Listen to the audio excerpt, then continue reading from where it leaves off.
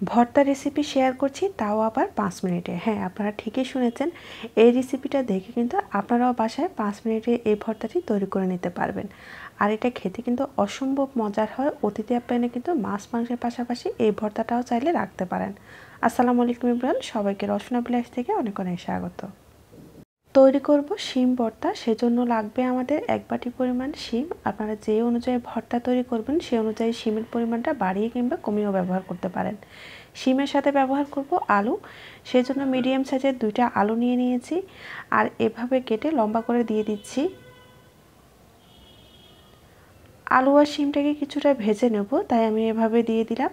সাথে দিয়ে দিচ্ছি 4-5টার মতো কাঁচামরিচ আর দিয়ে দিব একটি বেশ বড় সাইজের রসুনের কোষ আর দিয়ে দিচ্ছি 1 পিস তেলাপিয়া মাছ।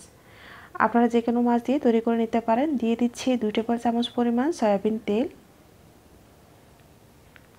সামান্য পরিমাণ দিয়ে দিব লবণ। হাফ চা চামচ দিয়ে দিচ্ছি হলুদ গুঁড়া। এখন ভালোভাবে মিশিয়ে নেব যাতে ভর্তার কালারটা সুন্দর আসে। কিছুক্ষণ এভাবে ভেজে নিয়ে আমি দিয়ে দিচ্ছি প্রায় হাফ কাপের মতো পানি। দিয়ে এভাবে একটু উল্টে পাল্টে দিচ্ছি।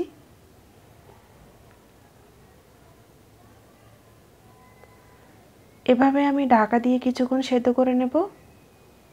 কিছুক্ষণ পরে ঢাকনা খুলে চেক করে নিচ্ছি। এরই মাঝে কিন্তু পানিটাও পুরোপুরি শুকিয়ে গেছে আর মাছ এবং সবজিটা ভালোভাবে সেদ্ধ হয়েছে, ভাজা ভাজা হয়েছে।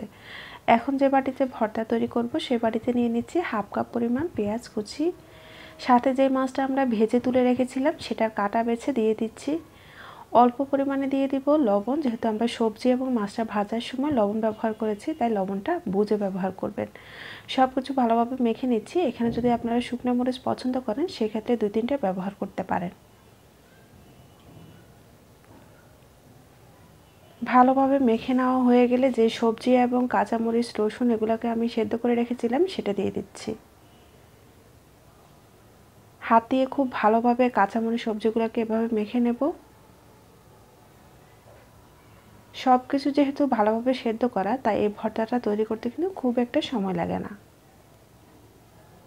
সবজিটা সেদ্ধ করার সময় অবশ্যই খেয়াল রাখতে হবে পানির পরিমাণটা এমনভাবে দিতে হবে যাতে সবজি এবং মাছটা সেদ্ধ হয় এবং ভাজা ভাজা হয়।